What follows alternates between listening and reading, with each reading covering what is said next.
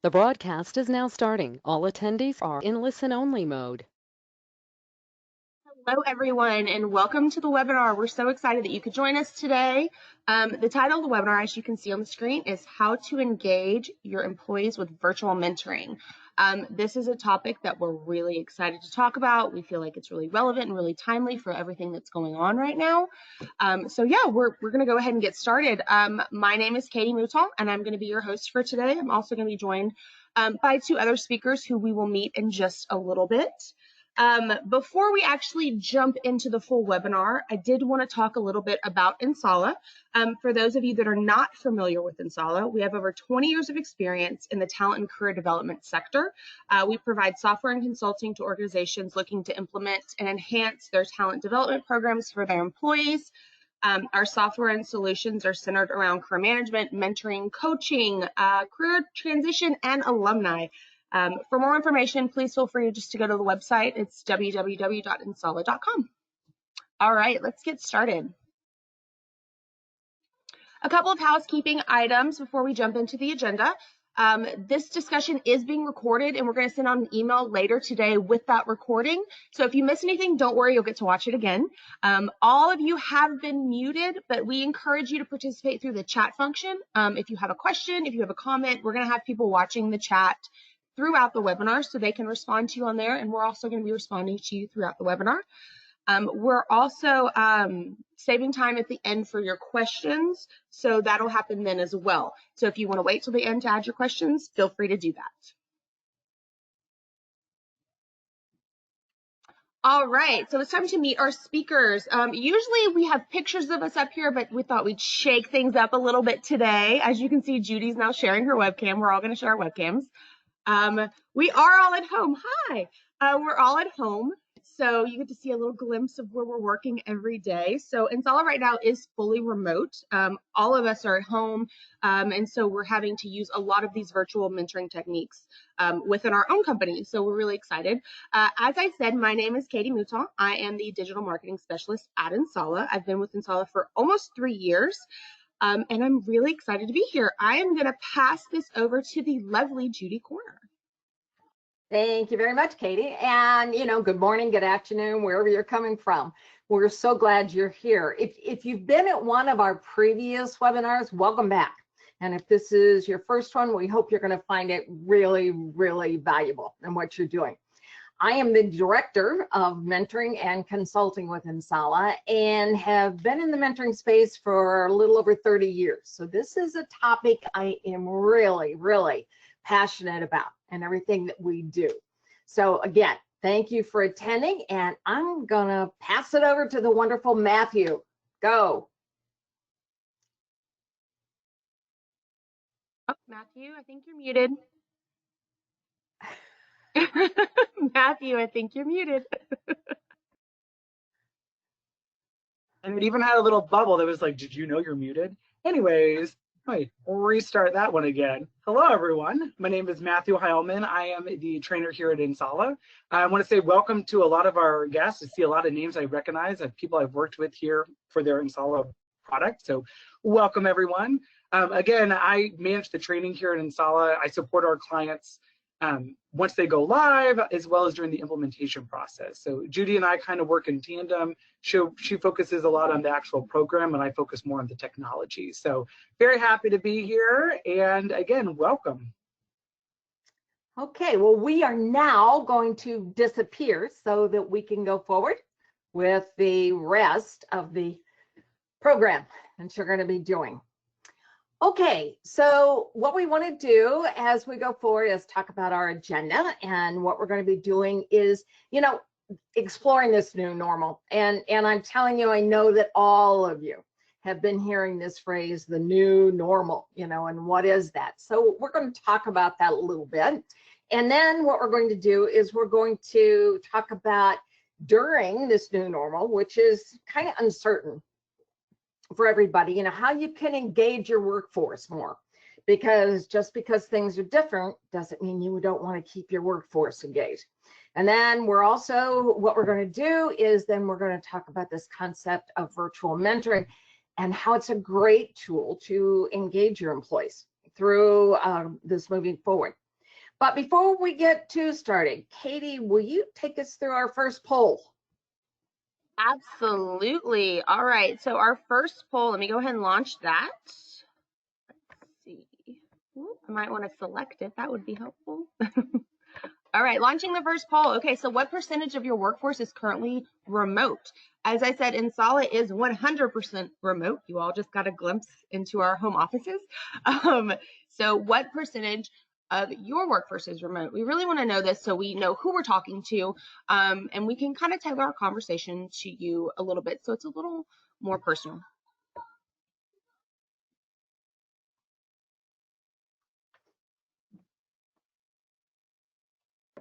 All right, it looks like we've got about 60% of you have voted, so we're just going to give you a few more seconds before.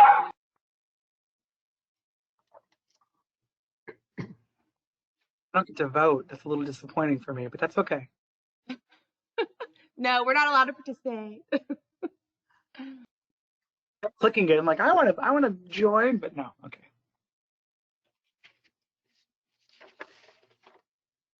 All right, we're going to go ahead and close the poll, and I do want to apologize for any noises you hear on my end. I have dogs and kids in the house, so they're having a great time playing in the other room.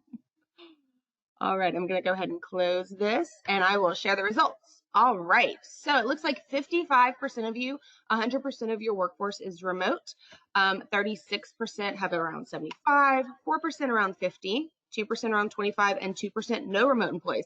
Honestly, this is a little more spread out than I thought it would be. But yeah, it's good to see that we've got a little bit of everything here. All right, and Judy, it's back to you with the slides. Okay, yeah, I especially that 100% was 55%. It's interesting in doing that. So yeah, it is an area for all of us in doing this. So again, the new normal. Here's this phrase again as we go forward.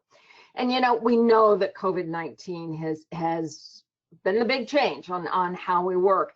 This particular quote that came from Mark Zuckerberg, you know, we know it's changed and includes the way we work. But one of the things that we're also beginning to work is his second sentence here. I expect the remote work is going to be a growing trend as well. And we're going to talk about this a little bit more as we go forward. But you know, it's absolute, you know, in what we're doing and where it's going. So, you know, thinking about, you know, what does a new normal look like? 74% of surveys, you know, it's all pretty close to what we're doing here, surveyed, will move at least 5% of their previous on-site workforce to permanent, you know, types of remote positions. I had an example of this very specifically with actually an organization that's fairly close to where I live. I don't know if you all are familiar with Tervis, but they're the group that makes those double-walled tumblers that we all see. They've got, you know, all kinds of logos and everything else on it.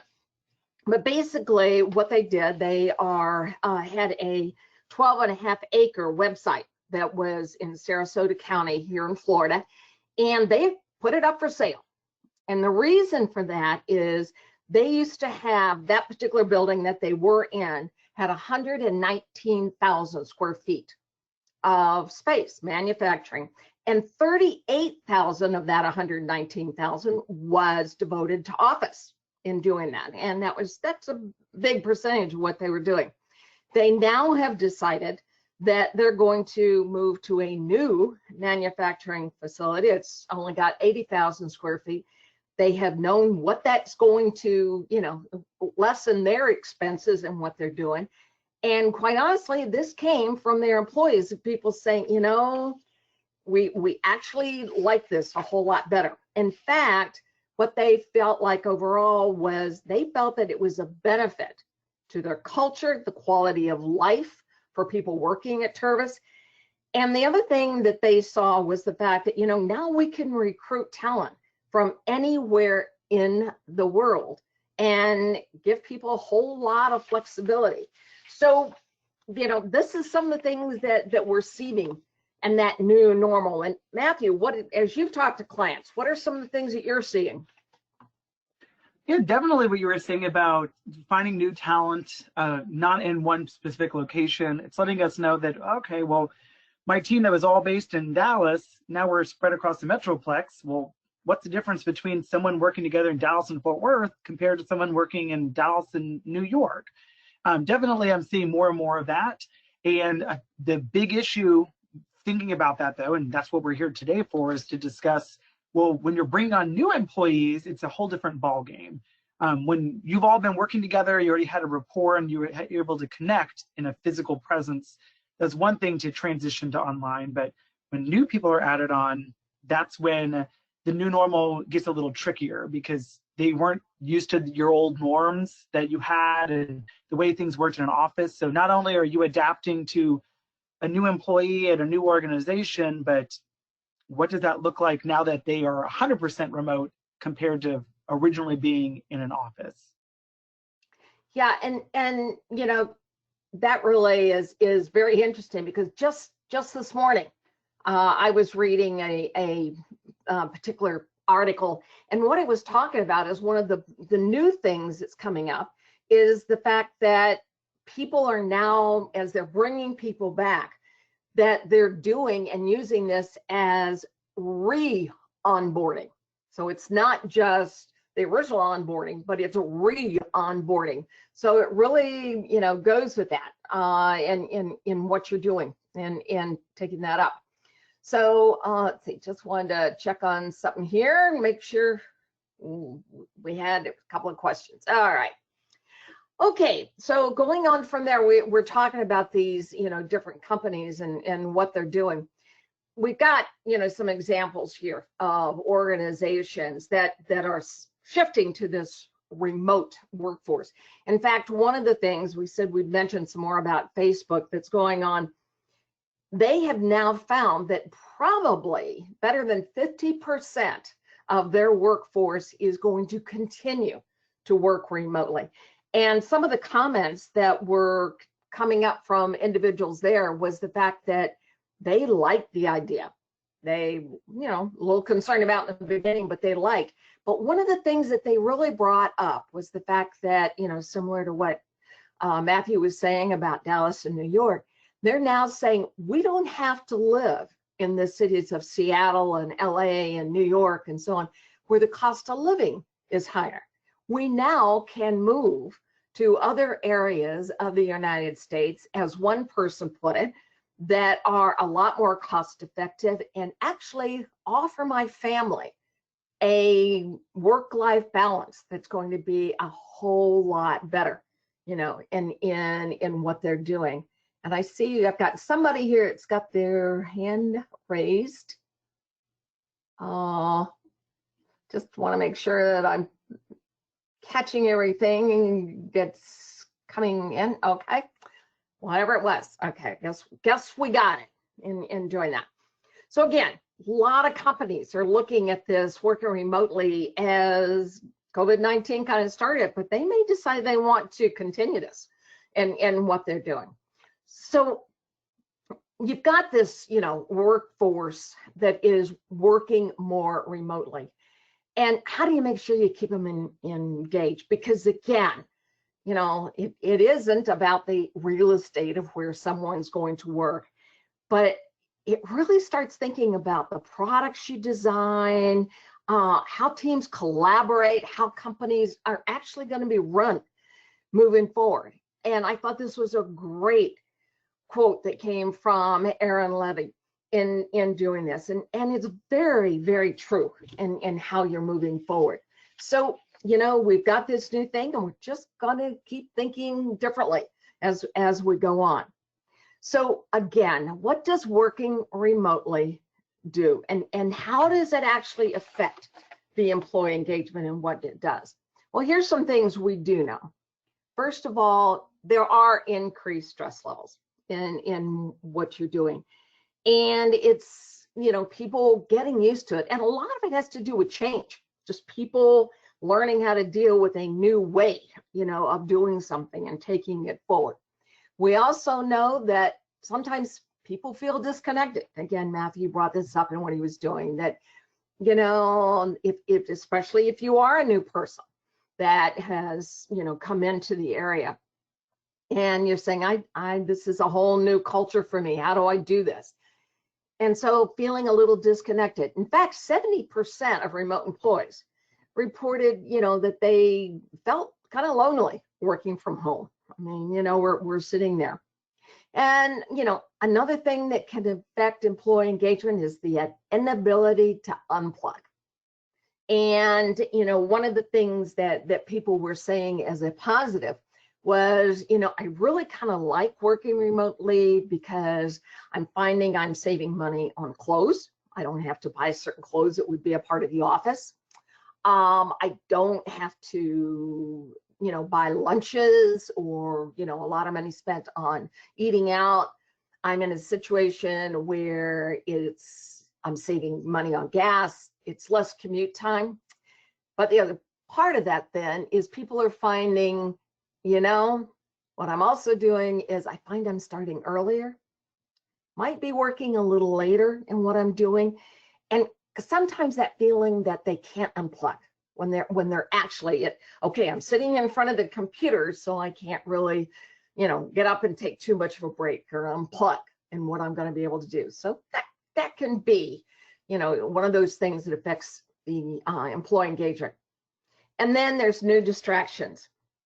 Perfect example. Katie was talking about, you know, the dog barking. There's all sorts of things that can happen that can be new distractions. In fact, one of the things I will tell you, I was in a situation last week and had a piece of technology that wasn't working. And so part of what was happening was we called the individual and asked them, they were kind of walking us through exactly how to correct the problem. And in the middle of that, there was a dog barking in the background. And the guy said, excuse me, you know, and I knew, you know, he was kind of embarrassed or whatever in doing that. And so just wanted to, you know, make him feel better. So in the process of doing that, so in taking that forward, what we had was, you know, when he came back online, I said, what kind of puppy you got? So the idea was to, you know, kind of make him feel less. But I would say 2 months ago, we would have thought, oh, that's incredibly, you know, non-business-like. But now it's okay. You hear a dog in the back, or you hear a kid in the back, or was one group and there was some kids running around behind this individual. It's like, that's okay. But they can be a distraction in what you're trying to do. The other thing that came up was a concern about a career path and someone's future. In other words, it's like, I'm not interacting face to face with someone from senior management and what I'm going to be able to do. So are they actually going to be able to see what I'm doing? So how's that going to affect my career path? And then sometimes, you know, a concern, am I being as productive as I would be because of some of these other things? Or does the organization maybe think I might be? You know, we're hearing more and more that, again, that people are saying, I think I work more hours, but nobody may be seeing it in what I'm doing. Matthew, what have you heard coming out of something like that? Definitely, I think these are the big key points. I would definitely say productivity is kind of the catch, literally with what you were just saying, in that, you know, some people, they feel like they need to do even more work, but then maybe a manager doesn't see that work. So it turns into that cycle of, well, I want to do more, but people think I'm doing less, so why not do less? So it can definitely get kind of confusing when it comes to productivity. And yeah, a lot of those things are just basics for new remote workers and how it affects. So I think the big idea of all this could be summarized into learning what the new normal is. So people might not realize what things are typical when remote working and things that you need to do when you're remote working, because it's no longer an easy thing to do, like connecting with a coworker just to say hi. You know, that's something in an office, it's very simple to do, but online it takes effort. So yeah, I think this is a really good summary of that. And that leads us right into our next piece. So thanks for your comment on that, Matthew, because we want to find out from you. we want to find out from you, what are some of the strategies that you've implemented that combat some of these negative effects in what you're doing? And what we'd like for you to do is to put these in the chat box and start answering that question in the chat box. And then I'm going to ask Katie to kind of read some of those. So I'm going to give you a couple of minutes to go ahead and type all those in. All right. Yeah, so we've already got some people entering what they have done. Okay, so we've got someone saying that they're doing Zoom lunches now, which I think it's really great. It's a way to continue to connect, and that's what this is really about, is continuing to connect your employees with each other. We did have a question come in, Judy, while you and Matthew were talking, and they asked, will working at home decrease relationship building?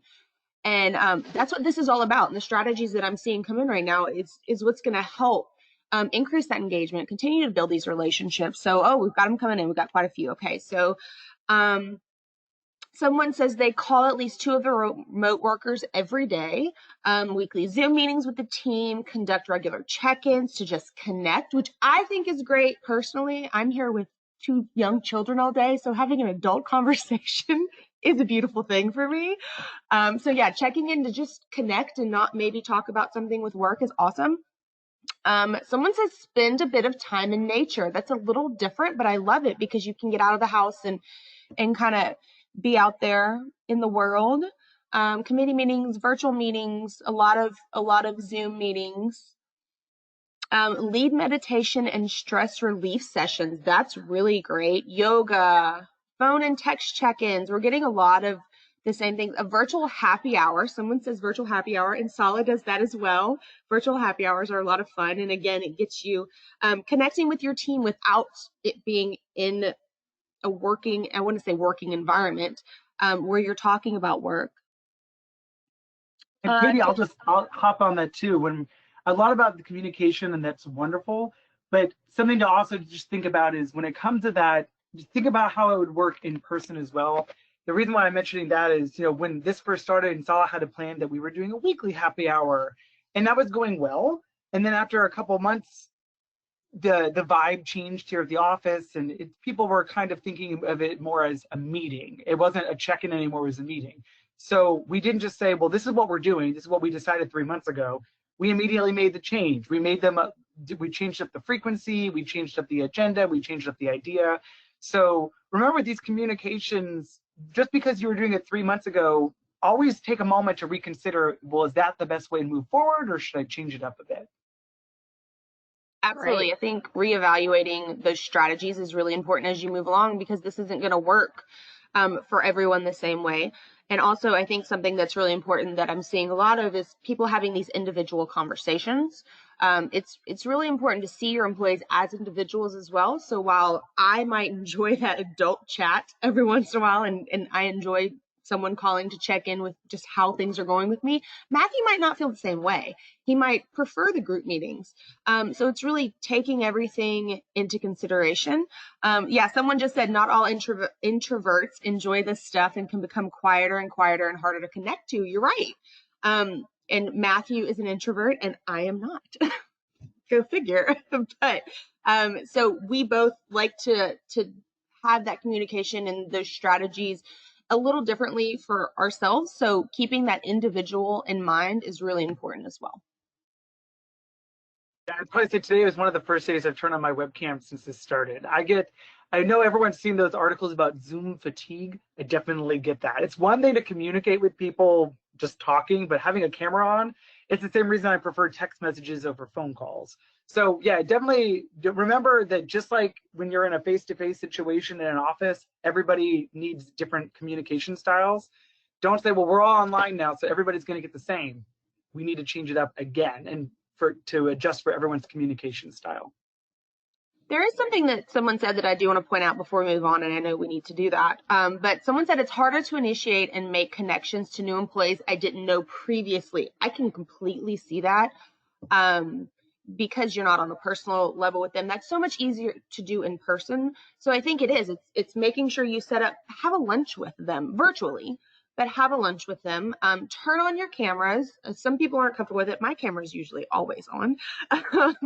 But, turn on your cameras, get to know each other on a personal level, and create that connection, and don't just make it about work all the time, because right now it's really, really important to have that personal connection more than ever, so that these negative effects aren't impacting the engagement of your employees. Sounds great, guys. Some really good suggestions that were in there, and taking that forward. I'd like to keep all that feedback in there. But one of the words I kept hearing was connect, and how you do that, and how you're going to take that forward, and how does someone want to connect? Maybe they want to do it with a camera, and some people may not. So here's just some suggestions on some best practices for improving that employee engagement. First of all, one of the things is encourage face-to-face. Doesn't have to be all the time. As Matthew was saying, there's times he doesn't want to. So the whole idea is encourage it so that people can, but don't make it mandatory, nor make people, feel bad if they don't, use a camera or whatever. I have to tell you, my camera on this computer broke and I didn't get it fixed. And the reason I didn't is that I would say probably 80% of the time that I work with clients, it's at their location. And that's the way it used to be. So when that began to stop, then the camera had to come back. And you do, when you're first using it, you feel a little, intimidated by it. And it's like, I've got to make sure everything's perfect in the background and all this, that, and the other. But at the same time, if you're trying to get to know somebody new, or you're trying to do some of those things, it doesn't have to be every time, but maybe just getting to see them makes it a whole lot easier in being able to do that. And then several things talked about extracurricular activities. And Matthew mentioned our, happy half hour that we do. And one of the things that I'm finding is that really is a thing throughout Insala, is getting people, because we have got people from London to the US to, sitting in Mexico. I mean, we're all over the world. And so it is kind of nice not to feel like you are, in different parts of the world, but you're really all one. So think of some of those. In fact, Katie and Matthew are going to be planning something for 4th of July for those people in the United States. But I would say our HR person, Nita, she gets ideas from everybody throughout the world, what would be good for them and what they'd like to do in going forward. So just anything like that you can think of in sewing. Show employee appreciation. Too many times what we do is sometimes we just say, great job. And if you've got somebody that you're looking at and somebody where you're standing next to them in the office, and you've got, great job, I really liked what you did, blah, blah, blah, that's great. But when you're remote, make sure you've got some way to really emphasize that, people aren't forgotten in how they're moving forward in doing that. And then again, I think Matthew brought this up, and so did Katie. Make sure you conduct some surveys to find out what's important to the individuals in your organization. The thing I think is very important is thinking about the fact that what was important to you, say the 1st of April, and the way people want to interact and what people want to do and so on is very different than maybe what it is now looking at the 1st of June. And is going to be different maybe in the 1st of September. So make sure you conduct some regular surveys to find out how people feel about being. And you might find that, you've got some areas and you weren't thinking about bringing them back, but maybe they need to. Maybe that's something they need, or you need to figure out how to do some kind of a group activity for their particular team, whatever it might be. Or as Matthew was saying, Zoom fatigue, whatever it is, but find out where people are at in doing that, because things are changing so quickly and if you're going. And then what we really want you to think about doing so that you can really begin to appreciate yourself is don't think about achieving those long-term goals. And many times that's exactly what we do. We have goal setting and it's part of our performance or whatever it might be, and you're setting these goals that are anywhere from 6, 9, 10, 12 months that are these year-long goals. Well, don't do that. Start thinking about breaking some of those down and look at those things that you are achieving on a weekly basis so that you're really feeling like you're achieving those types of things, and get input from your peers and your team regarding that. Whatever you do, we've all got great input in what we're doing. So make sure you're sharing that knowledge. Everybody is probably going to a lot of webinars now, and take that knowledge and share it with the rest of the group in what you're doing. I went to a whole series, it was a couple of weeks ago, and it was around mentoring and what organizations are really, feeling around mentoring and coaching and what they're doing. And so I'm going to be giving a presentation on Monday to kind of, not everybody had the time to go to all of the virtual conference that I did. I made sure I did. And so I'm going to take that and I'm going to kind of cull it down and then, present it to everybody in doing that. So share your knowledge. We're all learning some new things during this time. And then create a remote communication strategy. Again, part of that may go back to your surveys, whatever you are, but make sure there is some kind of a strategy. Don't just throw it out there, but really have some thought behind it and what you're doing. And then make sure you don't forget that people still want to learn and grow and develop in what they're doing. So make sure that you are offering your team virtual career development opportunities. Remember, we talked about that one of the fears and one of the things that people were concerned about was, is anybody going to see that I'm developing? Am I going to get some of the development that I need?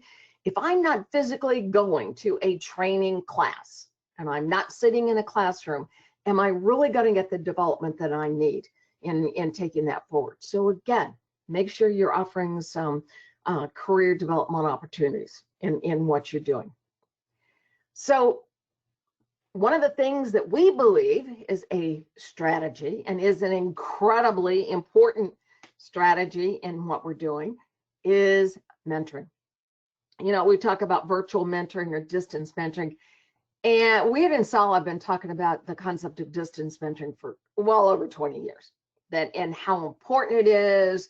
And, perfect example, we have an organization and the mentee sits in New Jersey and the mentor sits in France.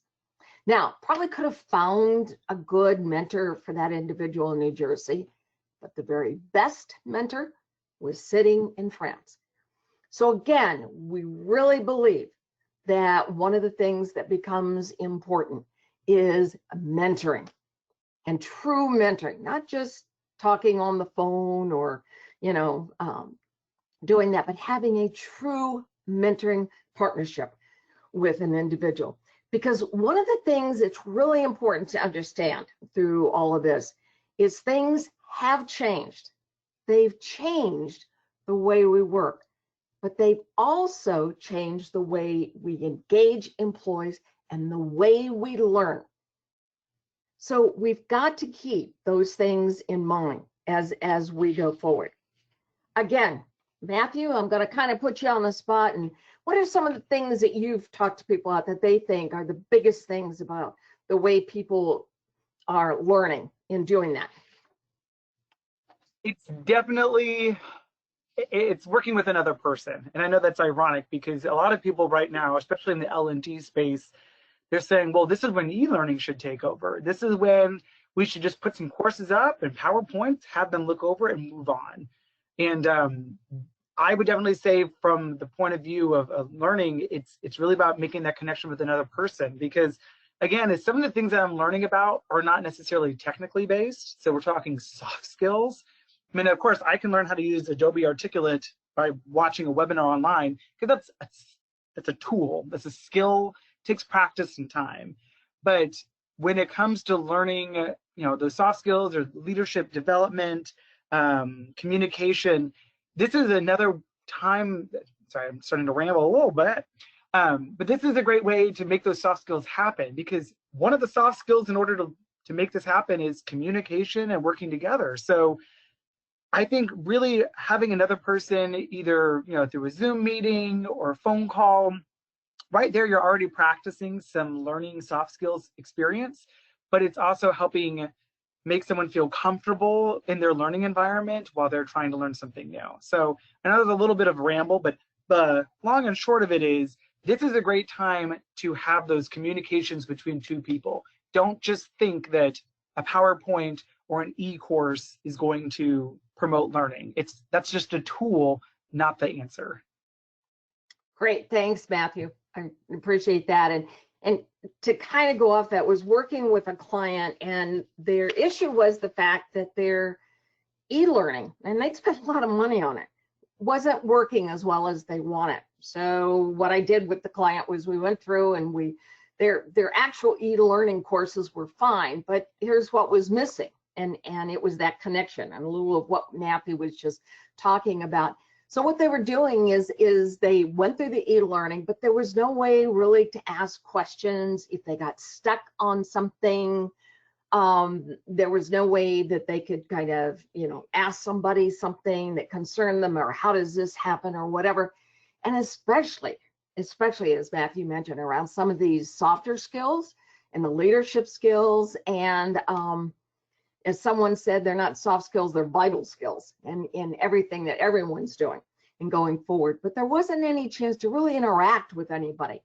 So quite honestly, what that organization did was they put in a mentoring program, and there was a mentor that connected with each one of the e-learning courses that they had. And I say there were several. So the point was, if I had a question, I could get an answer pretty soon without stopping everything that I was doing, or I could really get a better understanding about what was on that PowerPoint, or what was a part of that e-learning of what was going on. So really, the way we work has definitely changed. We know that, it's obvious, but we really have got to think about this is also the way we engage and learn in doing that. So this was a great, I thought, quote that came from Fast Company. It says, going forward, virtual mentoring is a key investment for companies to build talent capability. People want meaningful engagement even as they practice social distancing. We should continue learning from each other, regardless of the distance. And I thought that was a really, great way, because people do want meaningful engagement as they move forward. If your company already has a mentoring program, now is the time to bolster it. So we talked about some of those negative effects that people had, around, mentoring and what they were doing. So let's talk about some of those ways that you can combat some of those negative effects. One of the things about, being concerned about that inability to unplug. Well, now's the time to begin developing and learning some of those time management skills. I know we've all done that. And, realizing that on your calendar, you might really need to actually, block out time. It says, I'm working on XYZ project, so that you aren't going to be, disturbed in doing that, or making sure my day ends at this time, whatever it might be, but developing some of those time management skills. The other is providing an advocate for employees. One of the things that is really going to be important is that there's somebody that you can provide, that non-judgmental, that people can go to and just vent sometimes. Sometimes that might be a peer, sometimes it might be an absolute individual. And I know me, that there's been times that I have, gone through change and the things that are happening, and I just want to vent. I don't have any big problems or anything, but I just want to vent. And I want to make sure there's somebody to do that. And we actually have one of those in our organization. And I know that Nita kind of gets it from everybody, but she's very willing to listen. And, sometimes if you just say it out loud or go through that, it doesn't sound quite as big as it did before. And another thing is, again, don't forget to set and those career development goals. Don't just assume because you're not sitting in the office in doing that you're not going to have those development goals. And mentoring is a great way to be able to do that, to work with someone that can help you develop. We believe that that's exactly what mentoring is about. Mentoring is about development and helping you to achieve the types of things you want to do. And then also increasing productivity as a result of those new soft skills. And I just mentioned before that more and more what we're hearing is they're not soft skills. They're absolutely so important. They're just, absolute skills. They're not soft skills, which we think of as maybe not all that important. They're absolute. But the communication skills and all those types of things that people are going to learn through virtual mentoring are becoming very, very important in doing that. And then again, creating remote locations. One of the things that we have heard, and like I said, we've been practicing distance or virtual mentoring for 20 years with clients. And one of the things that we always hear from individuals who are in distance mentoring partnerships is they'll say, when this first started, I wasn't real sure about it. I always thought your mentor had to be right there with you. But I never would have gotten to know people in that part of the organization or individuals that, what that part of the organization even does in doing that if it wasn't for the distance mentoring partnership I had. So it really, and like I said, within Insala, we're spread out all over the world, and a lot of organizations are. So again, it creates a lot of those connections with a mentoring partnership in doing that. And then many times when you're working, having a mentor, it's not necessarily about your specific job, but sometimes you want to be able to talk to that mentor, and having somebody that is knowledgeable and helping you create a work-life balance in what you're doing. You can have more than one mentor in what you're doing, and you may have one that is helping you with specific career types of goals that you're working on and moving forward. And you've got another mentor that you're going to be working with to talk about some of those work-life balances or some of those, time management types of things that you're working on and taking it forward. And so, it's really great. And sometimes we have found that it's easier, someone said, to talk to someone about those types of issues when we're not face-to-face in doing that. So here, virtual mentoring can keep career development going. And that becomes so important. As I said, don't assume that your people can't get development unless they actually are physically going to a training class. There's lots of ways. And mentoring can be a wonderful. We believe mentoring is when an individual with specific knowledge or experience is sharing that and helping to develop someone who needs that knowledge or experience. So again, experience, that's great for that career development. So how do you adopt a virtual mentoring strategy? Well, here's a couple of tips. Number one, either implement one totally, restructure your current one, and add in virtual capabilities. Whoops, I'm sorry about that. Or if you've already got a mentoring program going, add another program with a virtual mentoring strategy in what you're doing. So what would you add to that, Matthew? So yeah, definitely for this, it's from our client point of view, a lot of them have already started implementing each one of these bullet points. Some of them are adding a virtual mentoring program to their system. Some of them are trying to adapt, we have this program and it works. We just need to figure out a better way for people to connect with each other. And then we're having some newer clients come to us that they're starting off hitting the ground running, making virtual mentoring the way of their future. Not just, well, we're going to do this for the rest of the year, but virtual mentoring can be used at any point in time. It doesn't just have to be because of the world we're in today. So definitely I've seen all three of these situations with current clients, and they're all handling it very differently. It's just whatever works best. If you have a lot of time and you're able to really make it great, you can start fresh. Otherwise, you might have to take what you already have and adapt it, just whatever works best for you. Yeah, and that's a lot of where, Matthew and I work together. I help organizations put together a strategy for mentoring and get it going, and training mentors and mentees and managers and so on. And then the reason I ask Matthew this question is, then when you adopt the technology in what you're doing and taking it forward, then what he does is he'll see people as they have, they've gotten some experience, exactly what he was saying. They've gotten some experience working with mentoring and what's going forward. Then it's like, oh, I want to expand this to, make it even a little better. So like I said, he's the one that gets all the questions from individuals about how can I add this on? How can I make it better? So thank you, Matthew, for that. I appreciate that. Sure. Now, here's some tips for, a successful virtual mentoring program. And the first one is make sure that you've got some proactive check-ins in what you're doing. One of the things that we talk about is in implementing a mentoring program, everybody gets excited and there's a whole lot of hoopla and getting it kicked off and so on. And then you forgot to go back and do some check-ins and what we're doing, how people are really feeling about doing mentoring in this way. You want to make sure if there's any issues or any problems, you get them taken care of right away in what you're doing. So make sure you've got proactive check-ins throughout your implementation.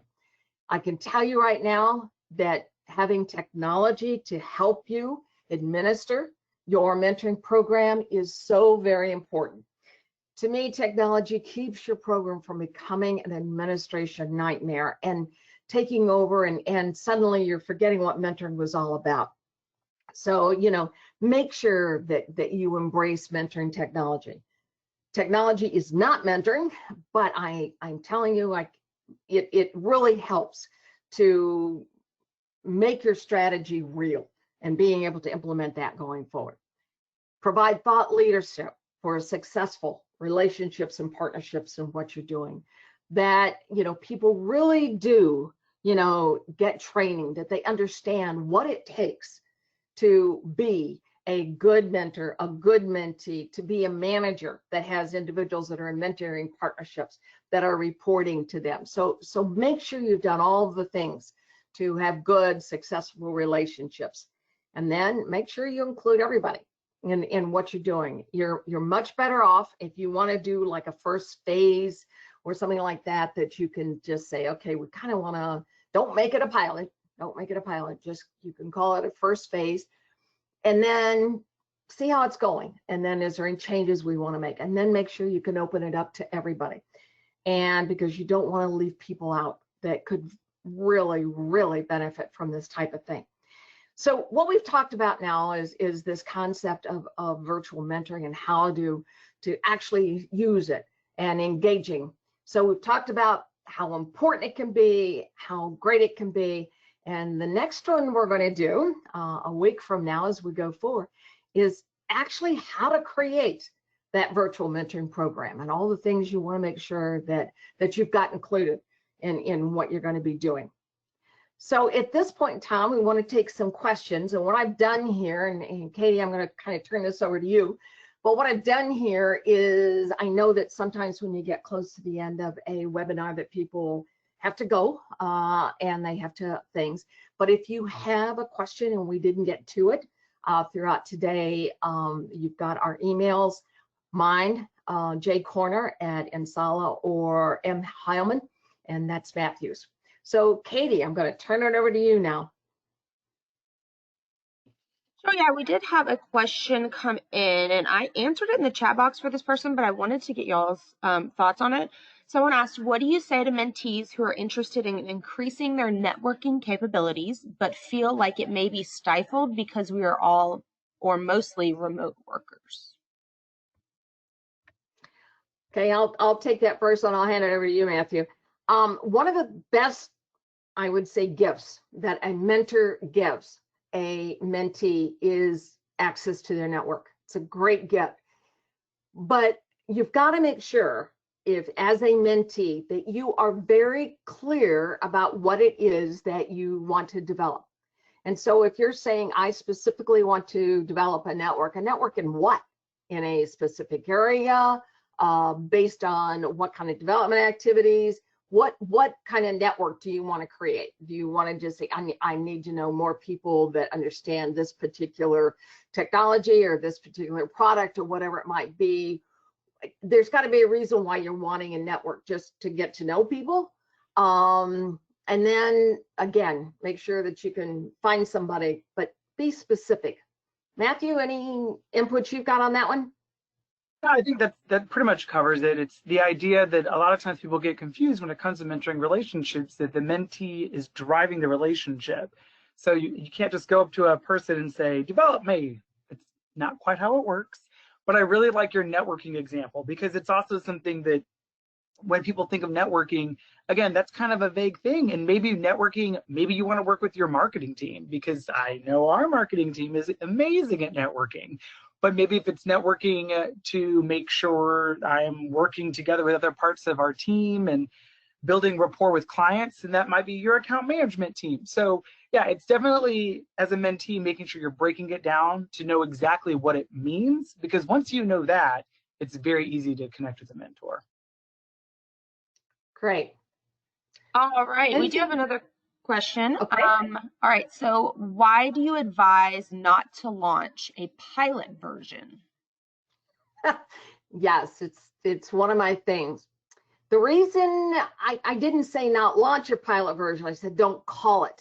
And if I wasn't clear on that, let me back that up.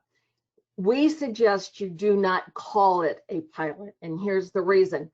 I've only worked in one industry with mentoring where the word pilot is a positive word, and that was in the pharmaceutical industry. But most of the time, when people hear the word pilot, it's kind of like getting the impression of, I don't know if this is really going to stay around here. I don't know how much effort I'm going to put into it, blah, blah, blah. We suggest you use the term phase one. There's a couple reasons for that.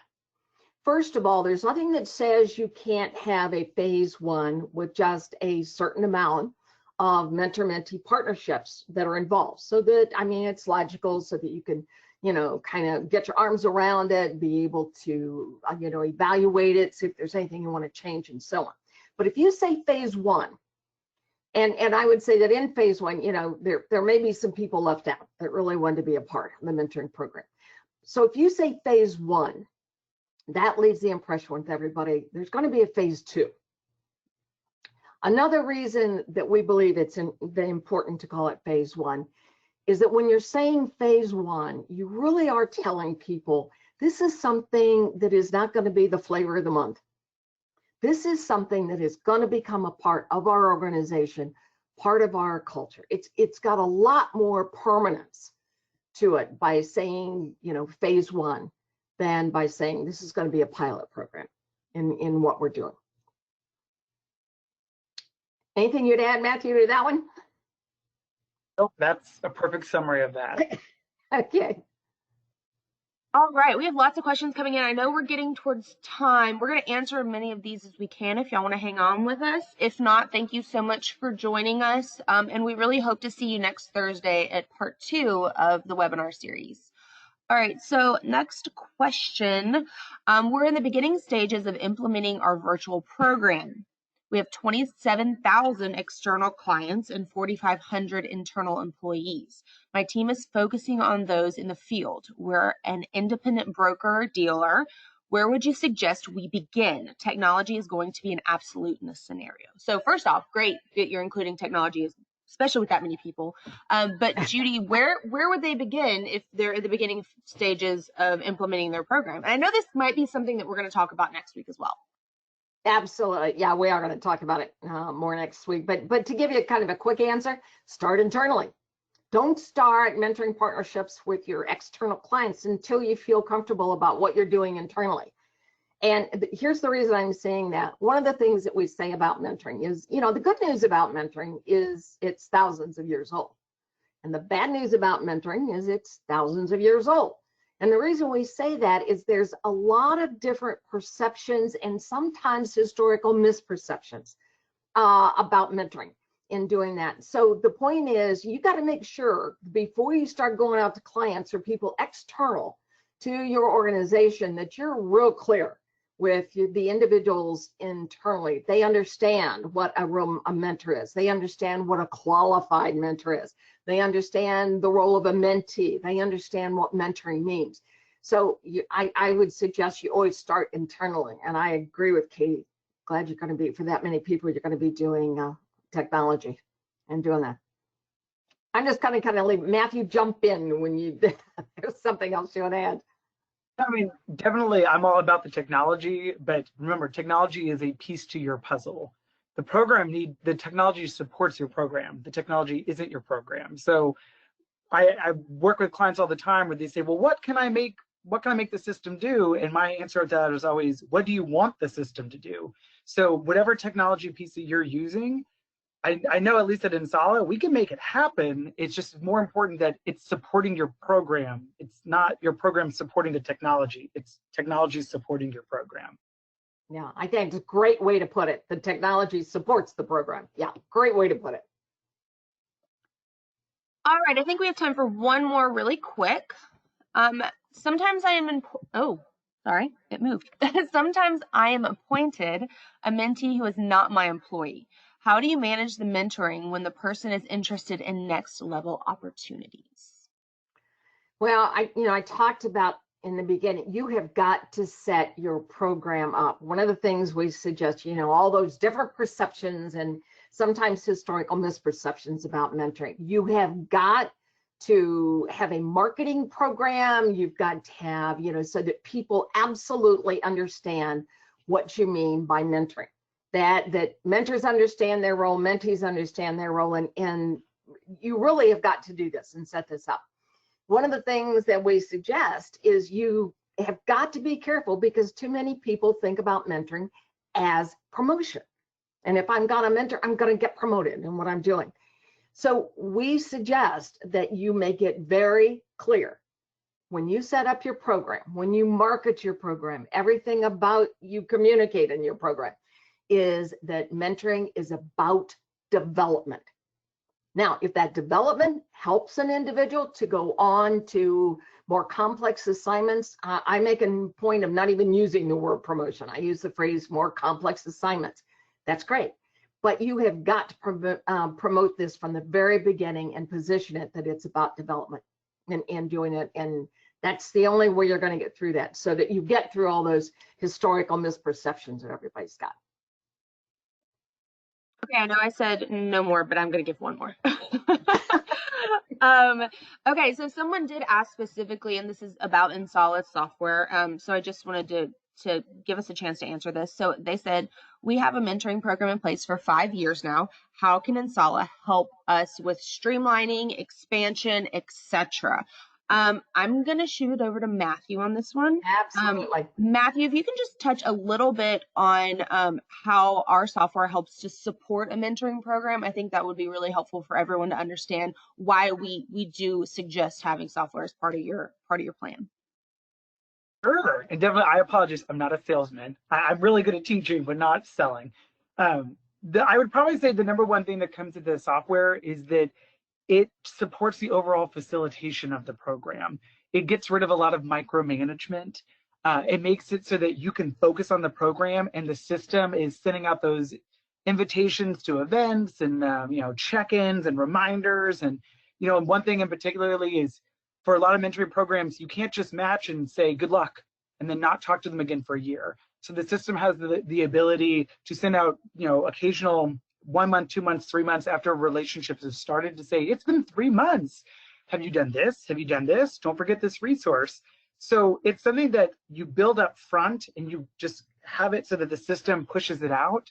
And then as an administrator, all you have to do is literally enjoy the return on investment. You get to actually focus on the program while the tool does all that micromanagement that you don't want to deal with. So it's a great way to actually be more involved, because I know a lot of mentoring administrators, you can't focus as much on the program because you're so worried about the facilitation. The system takes away the facilitation part, so you can just focus on the program. Yeah, and if I could add something here, that is a great explanation. I really like that, Matthew. But one of the other things that I would say that really helps you in is your matching and pairing. And it's real important that you're setting up your qualifications for matching and pairing. But it, you know, it also gives you an algorithm on who might be, you know, a good match. And it takes some of the things out of it, like, you know, somebody, you know, being a mentee for the wrong reason, or trying to hook up with a mentor for all the wrong reasons, which is around promotion and not around development.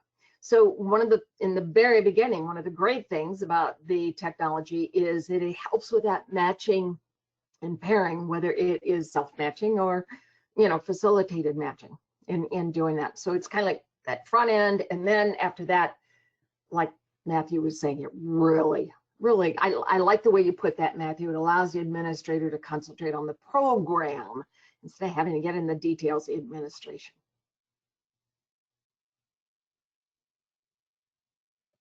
All right. Last Well, I one. think we're a few minutes past time, but we got to almost all of the questions. As Judy said, if you have any additional questions, please feel free to email Judy or Matthew, or most of you got my email in the registration email from GoToWebinar. Feel free to email me as well.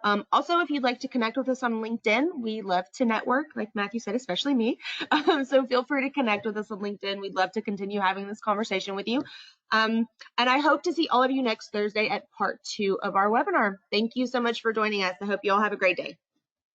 Thank you. Hi, everyone.